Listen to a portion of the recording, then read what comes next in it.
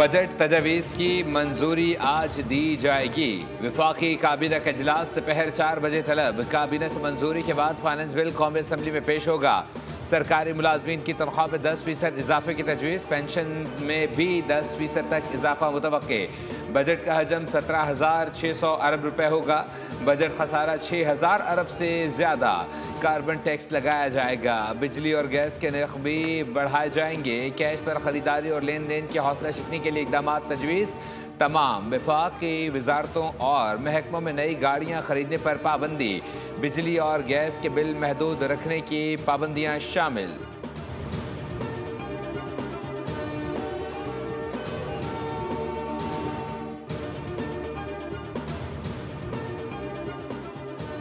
कौमी असम्बली में बजट आज पेश किया जाएगा। असम्बली इजलास आज शाम 5 बजे होगा। स्पीकर कौमी असम्बली सरदार रियाज सादिक ने वफाकी बजट के लिए कौमी असम्बली इजलास के शेड्यूल की मंजूरी दे दी। 11 और 12 जून को कौमी असम्बली का इजलास नहीं होगा। 13 जून को कौमी असम्बली में वफाकी बजट पर बहस का आगाज़ होगा। कौमी असम्बली में मौजूद पार्लिमानी जमातों को कवायद जवाबित के मुताबिक बहस के लिए वक्त दिया जाएगा। वफाकी बजट पर बहस 21 जून तक जारी रहेगी। एक दिन के वक्फे के बाद 23 जून को माली साल 2025-26 के लिए मुख्तस ज़रूरी अखराजात पर बहस होगी।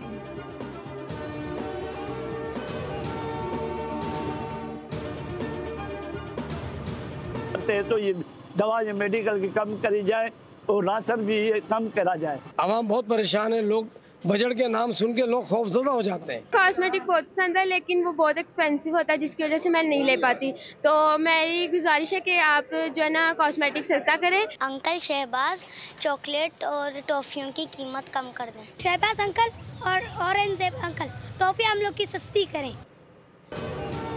बजट आ रहा है, अवाम के लिए क्या ला रहा है?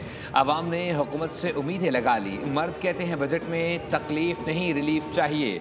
ख़वातीन ने बजट में कपड़ों की कीमतें और मेकअप का सामान सस्ता करने का मुतालबा कर दिया। बच्चों ने भी बजट से उम्मीदें लगा ली। कहा अंकल शहबाज चॉकलेट्स और टॉफ़ी सस्ती करें।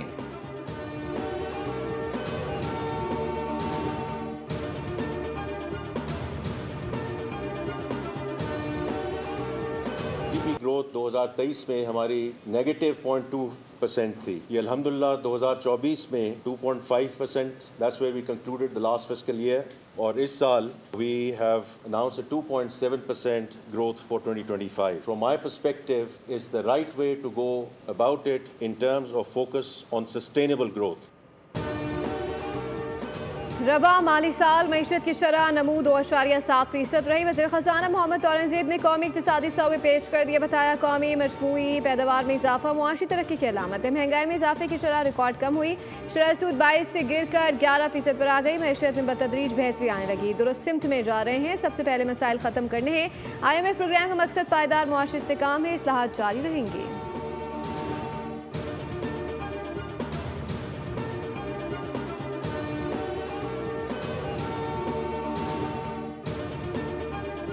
और अभी जो IMF की किस्त हमें मिली है, देखिए this is against many odds. जो इकोनॉमिक महाज पे एक जंग चल रही थी, इंडियन एग्जीक्यूटिव डायरेक्टर उसने कोई कसर नहीं छोड़ी कि जो IMF की मीटिंग होनी थी उससे पहले कि पहले तो ये मीटिंग हो ना, और अगर ये हो जाए तो ये एजेंडा पे आइटम्स ना रहे। 1 करोड़ नौकरियों के नारे लगाने के हक में नहीं हूँ। आज बताऊंगा कमज़ोर तबके को कैसे रिलीफ देना है। तवानाई सेक्टर इस्लाहात से रिकवरी तारीखी रही।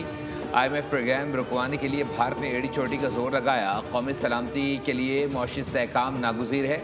वज़ीर ख़ज़ाना मोहम्मद औरंगज़ेब कहते हैं कि 43 वजारतों और 400 मुल्हिका इदारों में मुलाजमीन की तादाद कम करेंगे। पास्को करप्शन का गढ़ था, उसे ख़त्म करने जा रहे हैं। फूड स्टोरेज से आड़ती का किरदार भी ख़त्म किया जाएगा।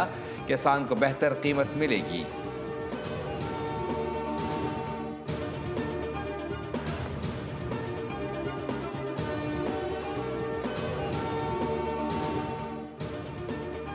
IMF की सख्त पॉलिसी के बावजूद बड़े पैमाने पर टैक्स छूट। रबा माली साल टैक्स छूट 5,840 अरब रुपए से बढ़ गए। इक़्तिसादी सर्वे रिपोर्ट के मुताबिक इनकम टैक्स छूट 800 अरब से तजावुज़ कर गई। सेल्स टैक्स छूट 4,253 अरब से बढ़ गई। कस्टम्स ड्यूटी की छूट 786 अरब तक पहुँच गई। मकामी सप्लाई की टैक्स छूट 613 अरब, जबकि पेट्रोलियम मसनूआत की मकामी सप्लाई पर टैक्स छूट 1499 अरब से तजावुज़ कर गई।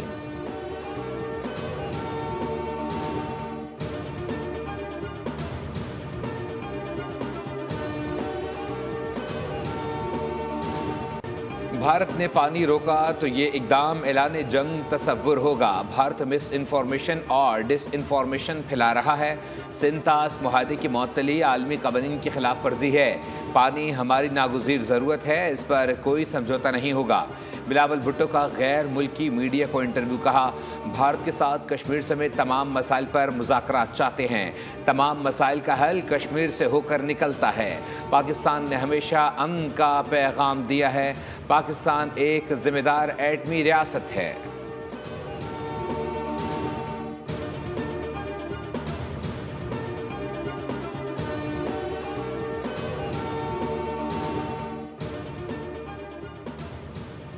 भारत की शिद्दत पसंदाना हिंदुत्व नजरिए से पूरे खिते को खतरात लाक हैं। सदर मुमलिकत का भारत की बढ़ती हुई शिद्दत पसंदी पर तशवीश का इज़हार। कहा, भारत में अक़लियतों को तासुब का सामना है। सदर जरदारी की पीपी के रहनुमा और वर्कर्स से मुलाकात, ईद उल अज़हा की मुबारकबाद दी। कहा कि वर्कर्स हमारी कुव्वत है, मुश्किल वक्त में पार्टी के साथ रहें।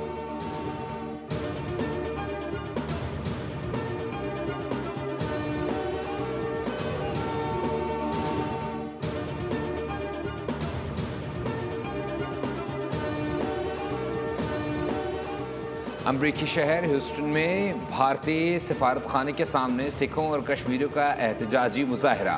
मुजाहरीन ने हाथों में खालिस्तान, आज़ाद कश्मीर, पाकिस्तान और अमरीका के परचम उठा रखे थे। मुकर्रीरीन ने कहा, मोदी सरकार ने सिखों और कश्मीरियों पर अरसा हयात तंग कर दिया है। भारतीय हुकूमत की रियासती दहशतगर्दी दुनिया भर में फैल गई है। पाकिस्तान और कनाडा में सिखों के कत्ल में भारतीय हुकूमत मुलविस है, जिसके सबूत मौजूद हैं।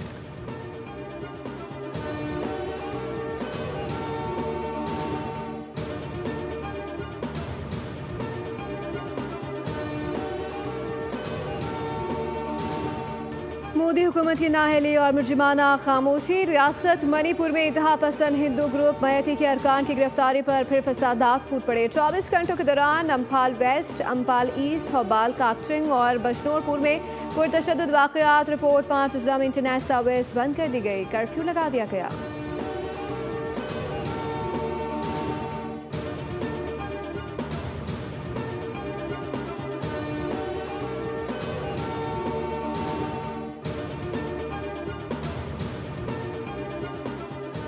पंजाब में नॉन रजिस्टर्ड रेस्टोरेंट और शादी हॉल्स की रजिस्ट्रेशन का फैसला। छोटे बड़े रेस्टोरेंट, शादी हॉल्स की रजिस्ट्रेशन के लिए इक़दाम की हिदायत। मरीम नवाज़ ने रेस्टोरेंट और शादी हॉलों की रजिस्ट्रेशन के फैसले की मंजूरी दी।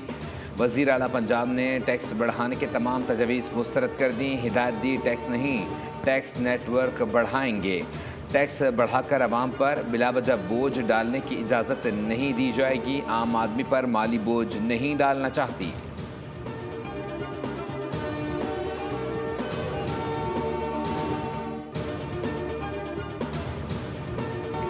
ईद उल अज़हा की खुशगवार तातीलात ख़त्म। शहरियों ने कुर्बानी की, दावतों से लुत्फ़ उठाया, सैर व तफरीह की और अपनों के साथ खूब वक्त गुजारा। बच्चा पार्टी ने भी खूब हल्ला गुल्ला किया। मामूलात ज़िंदगी की जानिब वापसी का वक्त आ गया है। आज से दफातर और कारोबार मामूल के मुताबिक खुलेंगे।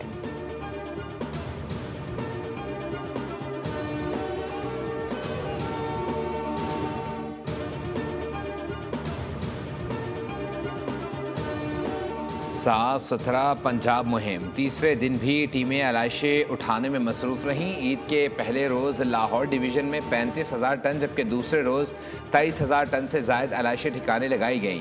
नहर में आलाइशें फेंकने वाले 20 अफराद के खिलाफ मुकदमात दर्ज और 55,000 से ज़ायद को जुर्माने किए गए। पिंडी भटिया में सफाई मुहिम भरपूर तरीके से जारी। शहरी इलाकों और यूनियन काउंसिल सतह पर मुतादिद कैंप्स कायम। शहर में वेस्ट बैग्स भी तकसीम किए गए।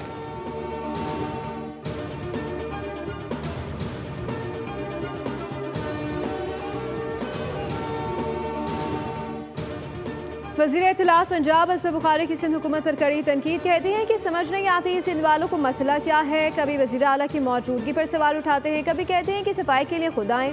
असफ़ बुखारी ने कहा कि मरीम नवाज़ को मिलने वाली अवामी पज़ीराई से सिंध हुकूमत के तर्जुमान हवास बाख्ता हो चुके हैं। पंजाब में सफाई मुकम्मल होने पर मरीम नवाज़ के वर्कर्स को इनाम दिया, जबकि सिंध का बल्दियाती निज़ाम अपना कूड़ा भी नहीं उठा पा रहा।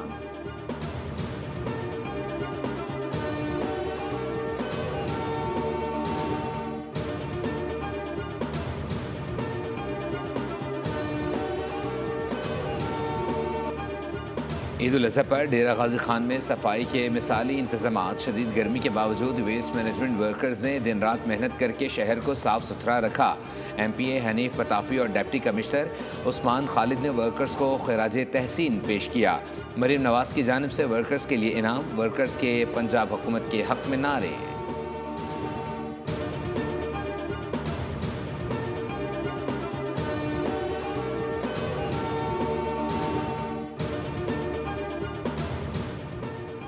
कराची में सुपर हाईवे मदारिस शाह के करीब डकैती करते मुलजिमान को शहरी ने गाड़ी तले रोन दिया। मुलजिमान फरार होने लगे तो कार सवार ने अपने पिस्तौल से फायरिंग कर दी। फायरिंग और गाड़ी की टक्कर से दोनों मुलजिमान शदीद जख्मी। पुलिस के मुताबिक अवाम की जानिब से जख्मी मुलजिमान पर बदतरीन तशद्दुद किया गया। पुलिस की नफरी मौके पर पहुंच गई। मुलजिमान ने 2 पिस्तौल और लूटा हुआ सामान बरामद कर लिया।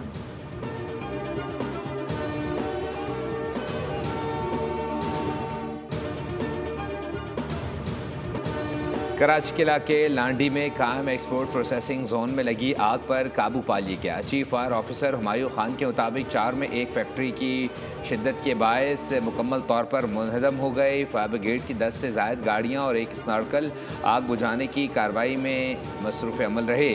रेस्क्यू कार्रवाई के दौरान 3 फायर फाइटर्स जख्मी हुए, जिनमें एक की हालत तशवीशनाक है। उधर माड़ीपुर ट्रक अड्डा गेट नंबर 6 में वाक़ केमिकल गोदाम में लगी आग भी बुझा दी गई। पाकिस्तान नेवी के फायर टेंडर्स ने भी कार्रवाई में हिस्सा लिया।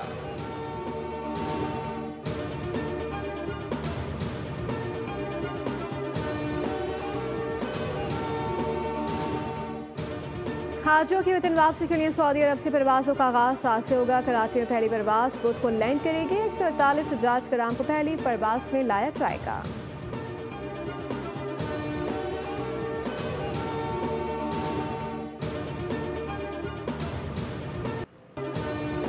अमरीकी सदर डोनाल्ड ट्रंप की मुतनाज़े इमिग्रेशन पॉलिसीज़ के खिलाफ कैलिफोर्निया में जारी एहतजाजी मुजाहरे शिद्दत इख्तियार कर गए।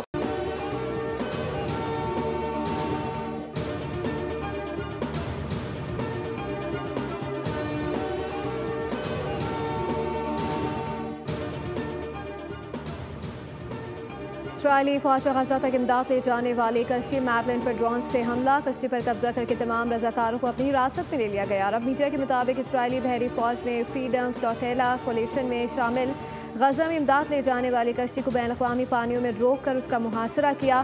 ताबे इसराइली फौज ने कश्ती का मवासलाती निज़ाम भी बंद कर दिया और फ़ोन बंद करने के अहकाम देते हुए लाइव ब्रॉडकास्ट मुनक़ता करा दी।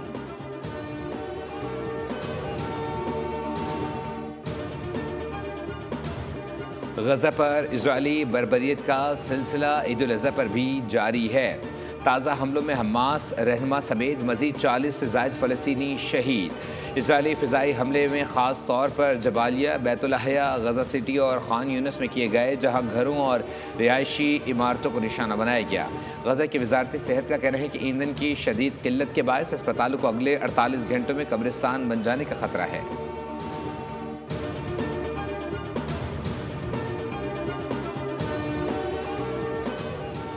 टेस्ट, वनडे और T20 फॉर्मेट में कप्तान को नामजद करने की PCB ने तैयारी कर ली। ज़राए के मुताबिक हेड कोच माइक हेस्टिंग की मुशावरत के बाद तीनों फॉर्मेट में कौमी टीम के क़यादत सलमान आगा को सौंपे जाने का इम्कान है। टेस्ट कप्तान शान मसूद और वनडे कायद मोहम्मद रिजवान का मुस्तकबिल बतौर कप्तान खतरे में है।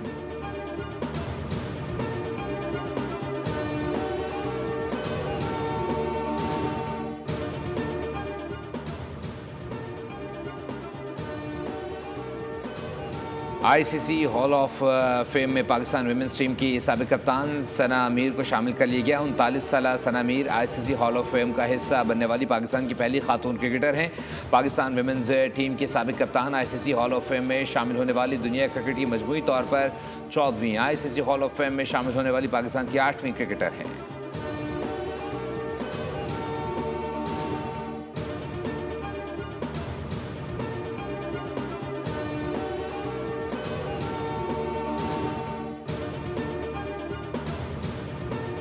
हसन अली की T20 ब्लास्ट में बर्मिंघम बेयर्स की नुमाइंदगी। डर्बीशायर फैल्कन्स के खिलाफ 23 रन के एवज 6 विकेटें हासिल की। ये ना सिर्फ उनके T20 कैरियर की बेहतरीन बॉलिंग है, बर्मिंघम बेयर्स की तारीख में किसी भी बॉलर की बेहतरीन कारकर्दगी भी है। इस यादगार शाम का सबसे खास लम्हा उनकी पहली T20 हैट्रिक थी।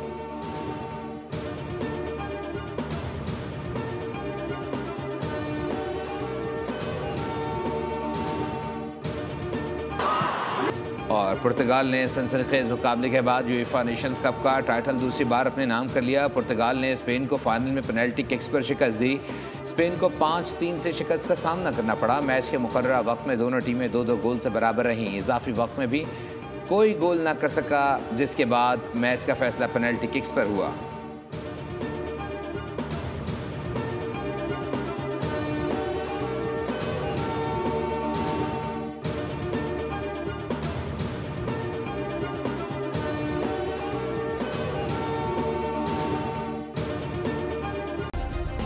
सब्सक्राइब करें और बेल दबाएं ताकि कोई खबर रह न जाए।